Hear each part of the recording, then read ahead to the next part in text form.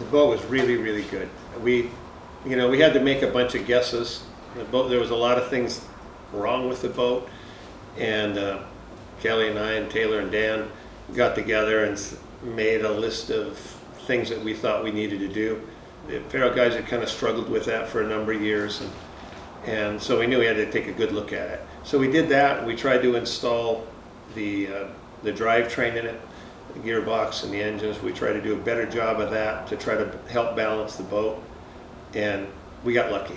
Everything seemed to work really well, and you could see probably in your video, really balanced really well. We still have some work to do with the canards and the pedals and stuff like that, but that's normal, and so we'll work on that. But all around, really, really happy. Everything ran really well, ran pretty smoothly, and it was a good day. We just make it faster. We have a whole list of things that we know will add on some speed. We went back and got 2 new engines. We're building our partnerships to fund an operation at this level, trying to find the right talent to go with that. I think I've said before many times, these boats aren't about who's got the fastest boat or the most horsepower in the engine or the best propeller. It's the people that run it and put it all together, make it win or lose on Sunday. And so we'll work on adding more ingredients to that to bring more depth to the operation. So it should be fun. We're everything's headed in the right direction. Luckily, we didn't make any sideways steps, and that's why it was important that we test last year. Oddly enough, on Halloween, we decided to take the boat out and take the orange and black boat out on Halloween. Why not? And so we did, and that taught us a lot.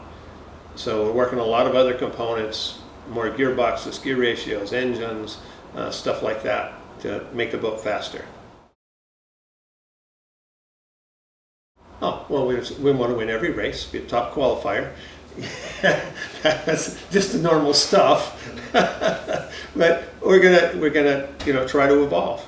We're gonna go out and try to make the equipment run as best as we possibly can, and then try to make good decisions through the day. I think one time when I was racing the Pico boat, and I had Al Wisney, who was the CEO of Pico, came up to me, and he'd said that I kind of let a race go with Hanauer, that I'd run up alongside him and ran him for all 4 laps at the Gold Cup, but let him go.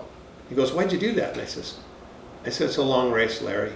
You want to, in order to win one of these things, you have to be in the final to win it. And there's lots of opportunity to take yourself out of the race before you even get there." And he looked at me like, "I don't know about this driver guy I got, because he don't seem like he's that serious about all of this." Well, not 20 minutes later, Hanauer and Tate went into the Belle Isle turn, ran over the top of each other. Both of them were crashed and out of the race. And Larry Wisney came back to me and says, "I see what you mean." So we're going to be doing that. We're going to be strategically playing the game as best we know how, to use speed when we have it, to use equipment when we need to, use personnel where we can, to make the boat faster and more consistent than anybody else's, just like we've done every other time. So we'll do it again, and it's going to be fun. I think fun is the first thing on the top of our list. We've got great partners so far with sponsorship. So, we look forward to a lot of great things this year. It's going to be fun, though. That's our primary term. The primary term is to have fun at doing this, because if you're not having fun, if you're not trying to win, why would you do it?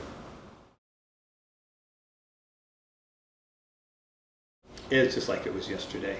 Luckily, we put Taylor and Kelly and the rest of the team spent a lot of time here. We, much like we did with Schumacher, we redid the whole cockpit much like we'd done in the Budweiser boats, so it was sort of user-friendly. And I actually used the same seat that we used in one of the other boats. We just dropped it in and it worked fine. So it was very comfortable.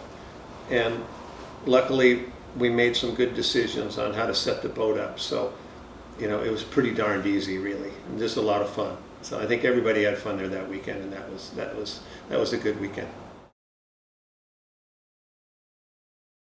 Oh, when I was little, my uncle took me over to Seattle. We sat up on the other side of the lagoon and watched the boats go in and out of the pits. That was really the first time I'd really, seen anything like that. My uncle raced boats when I was little, and I was able to help around his shop, and then when I got old enough to be able to drive something, had a piece of equipment I could get qualified in. And here I am, too stupid to quit, still doing it. And that's what got me started. I had a lot of them. You know, of course the Atlas, everybody loved the Atlas, you know, and Bill Muncie and his capability of being an entertainer for the sport and a spokesperson. He did a great job of it. You know, watching Hanover. I remember when I went to work with Dan on the circus team, and you know, I remember I think he had 46 wins at the time, and I thought, how would a guy ever win that many of those things? You know, and to be where I am today is you know, an amazing thing. At one time at a IndyCar race, I had the opportunity to spend some time with Roger Penske in his motorhome, and we were talking about teams and how teams work together and how important it is to any racing operation. And at the end of that, Roger Penske said, "Isn't it interesting how people that work hard often get lucky?" And boy, isn't that the truth. Of course, Bill Muncie, you know, watching Hanover, he was a great driver. I learned more from watching Hanover and Deeth than anything else. Just watching two guys with two different approaches to a race, and their strategies and what they would do in different situations, and being able to be on the inside of Hanover's head, of what he did and how he did it and why he did it. Like I remember one time, we were at the Gold Cup at Detroit, and I said, "You gonna go for the inside?" And he says, if you want to be on the inside here, you better make sure you got enough horsepower and a good enough start to get here first. If you don't, your race is over by the time you get here." And boy, isn't that true. And you know, just a lot of little things like that he would say, different things about different parts in the course. And I know he got information from Muncie about how things, because they got to be friends. And so I was like third in line of somebody to get some pretty privileged information firsthand, having worked with Hanover for a couple of years. Was probably something that really helped me a lot. Racing teams and racing operations have these little groups of family that follow each other around. You know, like for instance, when I went to Budweiser, I called up Kelly because we needed to build propellers, and he came down. So that's, you know, a relationship there, and we had a relationship earlier than that in racing flat bottoms. You know, when I went to work for Fred Leland at Pico, Fred needs somebody else, and so we get a hold of Dan Walters. And then next thing you know, another guy in line was Ron Horning, and then another guy is Scott Erickson that we had worked with in the past. And so these little groups of people that have been successful before sort of find each other. And you know, I've been so lucky to be at the center of that, to being around good people and people that work hard to get lucky.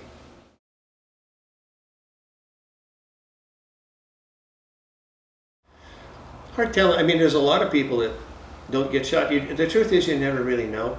I mean, just like a kid that's coming up to playing baseball, you know, one kid that's a killer in Little League, you know, and he goes up to the next league, you know, and then up into AAA ball, and then some just fly through that. And other guys were the best Little League guys, when they get to AAA, don't do so well. And the same thing happens with the farm club and the big leagues. You know, certain guys were really good at some level, and they run up against it, and you never really know whether somebody's going to be good or not. For myself, I got the opportunity to drive Fred Leland's, what was national mod today, you know, and I thought, boy, I kind of like these things. And then a mentor of mine, Glenn Davis, who's a longtime Atlas guy, worked at Budweiser, you know, was a lot of places, and a close friend of ours with Kelly and Sharon and myself. Glenn was working on he was a part owner in a 7-liter, and they said, "Hey, you want to come run that at the lake?" And I did, you know, and that was a big boat. That's the first time I was in a 20-foot boat. I went, you know, I'd be good at these things. I like this. You know, this was a good place to go. And you know, probably there's a lot of people that would say the same thing, that they were felt more comfortable as they moved into a larger class. These boats have a tremendous amount of mass. They're tremendously physical. That's something I tell people. It's like getting beat up with a baseball bat most of the time. So you have to be able to take that beating and like it. If you took a linebacker that weighed 150 pounds, he may be the fastest linebacker in the world, but he's going to take about one half of getting run over by those 250-pound running backs, and he's not going to be very functional anymore. So certain people have different physical attributes and mental makeups that may make them excel or not. And you don't know until they move it. We've all seen people that were the best at the lower classes and got the opportunity and didn't do so well. I've seen drivers and watching things that you can see that thing scares them. They don't like it because these boats, they race in water that you wouldn't even put your boat in the water with a limited boat. You wouldn't even try. And these boats run routinely in that. You're going through 5 Gs, going around a turn. You're taking 50 vertical G hits, taking 25 vertical G hits as a big chunk of white water comes off the side of that boat that looks like it's graceful and smooth as it flies through the turn, but that's 25 Gs. So you're getting that heck beat out of you. So you have to be able to function in that environment and kind of like it. And so some people will and some people won't. You don't know. Boy, there's a lot of them. Danny and I were helping Ron Jones Jr. We were asked to work on the Coors Dry boat. And we finished it up and got it tested, and Mitch was going to drive it at Seattle, so we got that done. And then they called and asked, if we made the changes, would we run it in San Diego? And we did, and we ended up winning that race. So that was pretty big. But next to that, for Fred, who had never won anything, to be able to take the Pico boat in its first year with a group of people, and not only did we beat a sponson off it the week before, we put a whole new sponson off it. Dan and I drove that boat down into the pits on Thursday night at 3 in the morning, slept in the pits, got up and qualified the boat, and ended up winning the race. Well, we go do that and beat, we didn't just beat up on normal, everyday also-ran guys. It was Budweiser, Smokin' Joe's, Winston, the big guys were there. And we managed to do that for Fred, and Fred was one of those guys. You could say a lot of wonderful things about Fred, and you could say a lot of bad things about Fred. But one thing that Fred was for sure is he is a hard worker. Any idea he came up with, he'd make it happen. He may work till 4 in the morning for a week, but he'd make it happen. And that was the secret behind the win there, was just hard work. Oh, geez. There's a lot of them, that, like, when I was back working on engines at Pico, Danny and Fred and the group built a boat, the second boat for Fred's. That was a pretty cool boat, ran really well. And then the Budweiser boats, we got to refine everything. Everybody's copied. The drawing that we made for the boats was very close to what we built in Fred's boat, with some design changes. With the ram wing and the cockpit and stuff like that. But every boat that's built now is very close to that drawing we made in 1996, the winter of 1996. So those boats were pretty cool, with the best guys that were working at the time, was able to refine that, and we had the wherewithal with all the equipment to do the best we can. So those were pretty special boats. And then, and Eric's boat was a sort of a derivative of that with the Elam. So that was, that boat was a very cool boat too. So, and a lot of boats that were really cool boats. Well, probably the most challenging and one of my favorites is Detroit. Won a lot there. A couple of my favorite courses are Evansville, who we haven't run at for a while, and Tri-Cities, just because that's a place where the technician, the crews can really work on refining. You're really looking at speed, and so you're not. It's a more fun place to race, unless you crash, and it's not as much fun. It's more work. Well, one time was pretty fun. Yeah. Yeah, here's, when I went to work for Bernie, I thought, oh God, I don't know how this is going to work. Because all of us had watched Bernie get on the boat and go out there, and you're thinking he's going out there going, gosh darn it, we got to win this race this weekend. That's what we all thought Bernie was saying. But when I went to work for Bernie, I remember the first time we went down to test in Seattle, and he called me and we're riding in the truck to go down there, and he says, hey, I just want you to go out and have fun. He says, you don't have to prove anything to anybody, just go have fun. So just call me when you get done. So I went, wow, that was different. Didn't expect that, really. And then most of the time when you saw, even in Seattle and places, he goes, hey, do the best you can. He said, this isn't the last race we're ever going to be in. Give her hell, and away you go. So that Bernie, I used to like to say, I got Bernie at the best time, maybe. I don't know what Bernie was like before that when he was younger, but when I raced with him, he was just a wonderful guy to work with. Well, trying to go fast, a place like that's difficult. I remember, like I talked about Glenn Davis. Glenn told me one time, he says, if you rattle the sponsons around, it impresses the crowd, but you lose a tenth of a second every time you do that. I went, okay, good to know. And that lap, you're talking about 173, I was in San Diego, and the first lap I came around, and boy, I'm gonna get everything out of this, and so I'm coming out of the second, what would be the first turn. Came out of the first turn, and of course there's always some wind there, but I'm trying to get the boat free and get everything out of this lap, right? And I come up and I get the boat too free. It hits the sponson 3 times, 4 times, I forget exactly what it was. And I run around and it's 170. And okay, that's still good enough, but the next lap I screwed up. I have to be perfect through this lap, so I just picked the boat off, had it like a ½ inch off the water. It looked like anybody could have driven it at that place, but the boat was just literally hovering off the water about a ½ inch. So to get those speeds, the boat's got to be in perfect control. In that case, I ran the next lap. I didn't bobble the sponsons at all coming off of that turn and down that straightaway, 173 and change. And I went back and looked, and the 3/10 or 4/10, that's exactly the miles an hour that Glenn said it would be. That Glenn was pretty close.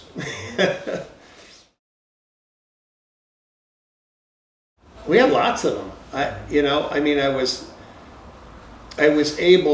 was really lucky in that I came into the sport and I had a lot of ideas. I had a lot of good mentorship from people like Glenn Davis and Ron Jones Sr. and Jr. I'd worked at their shop and had learned a lot from those people. So we had a lot of good ideas. And so, we came out with Circus and we changed the deck curves of what a boat looked like. We changed and put radiuses all around the boat and made it more pitch stable. We used some different flying surfaces that people hadn't tried before. We built a CNC propeller.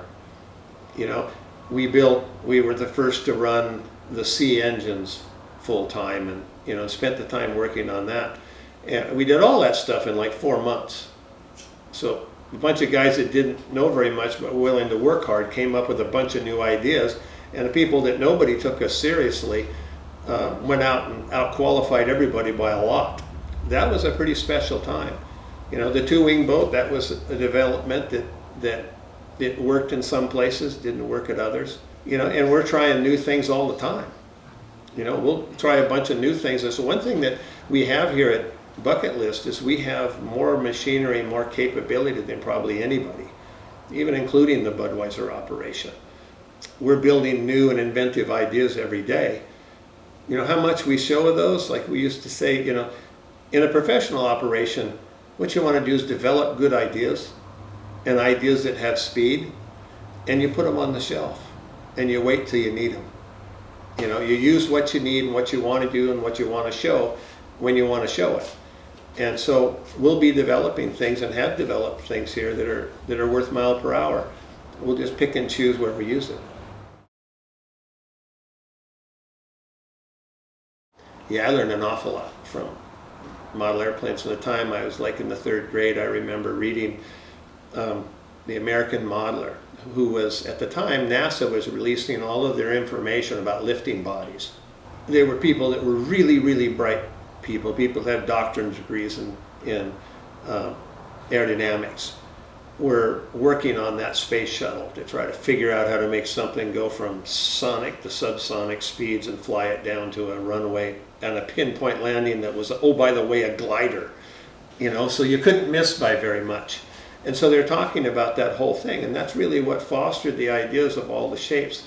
We looked at the boats differently, and that was all just learned out of that American modeling deal about how a whole body or a whole shape is a lifting component. The whole body is a lifting component, not just what people had looked like in boats was the sponsons were for touching the water for support. The ram wing or the center section was what was used for lift. So they just looked at the center section as that is the lifting body of the whole vehicle, where we didn't look at it that way. We looked at it as a whole component. And so how could we reshape the whole component? And I've been lucky enough and been with a lot of really great people that we were able to take those ideas and put them in the wind tunnel and test them. Build things and put them on the boat and test them. And learn what is real and what isn't. And it's been a really, really fabulous opportunity to be able to do all of those things over the last 20 years and see what brings fruit and what doesn't, but it all came from model airplanes. I got a call to go to work for Circus, but I declined. In the middle of the night, Bill Bennett called me up and said, "Hi, my name's Bill Bennett." He says, "You may have heard of me." I says, "Yeah, I had, because I knew him. He owned Circus Hobbies as well as Casino and Unlimiteds and all of that stuff." And so it was a little like getting a call from Bill Gates at 8 o'clock at night and says, "I understand you don't want to go to work for us." And I says, "Yeah," I said, "that's true." I said, "Do you mind if I ask you why?" I said, "Mr. Bennett, it's been my experience that Unlimiteds are overexpected and underfunded to that end. And so I can fly model airplanes, I can race my limited boats and have fun at it, and I can run sheet metal shops, and life's pretty good. If I don't screw that up, I'm okay." And he goes, "Okay." So I can understand that, but he says, "Can I ask you to do me a favor?" And I says, I figure out I'm waiting for him to tell me what the favor is, and I finally figure out after about 10 or 15 seconds that the answer needs to be yes, and then I can always say no later. So I say, "Sure, what can I do for you?" He says, "Well, would you go down and look at my shop and tell me what I need to do?" So I went down to the shop and looked around, made some notes. He sent a plane up and flew down to Vegas and sat down in his office, which is a pretty small office in a dark room in a casino, and told him what I thought. And he goes, "Okay," he says, "anything you want to do here in town?" I says, "No." He says, "Well, when do you want to go home?" I says, "Well, I've never been on a private jet before." I says, "Well, whenever the plane leaves." He goes, "Oh, hell," he said, "that thing can leave any time you want it to." He says, "But I go fly model airplanes on Saturday here with a guy that builds them for me out at my ranch." He says, "Love to have you out there. We got plenty of planes." I thought, well, this whole thing, I'm thinking there has to be a free model airplane radio in this someplace. And I thought, we're getting closer to that free model airplane radio. And I go out there and spend the day with him, and he says, he says, "I'm getting a little tired." He says, "Donnie here, the guy that works for him, he'll take you back to the hangar." He says, "Thanks for coming down." He went and got in his car. Then he got back in his car and he drove by. We're loading airplanes and stuff into this guy's van.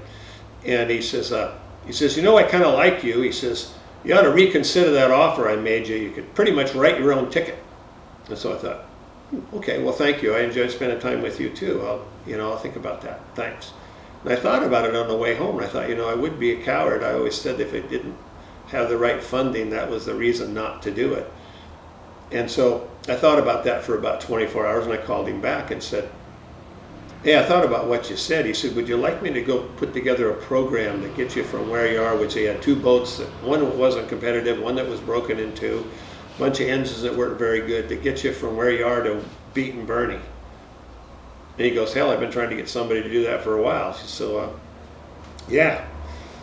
And so I do that. But and I ended up going to work for them, and but if I wouldn't have spent the time with the model airplanes, I probably wouldn't have done it. Just would have stopped right there.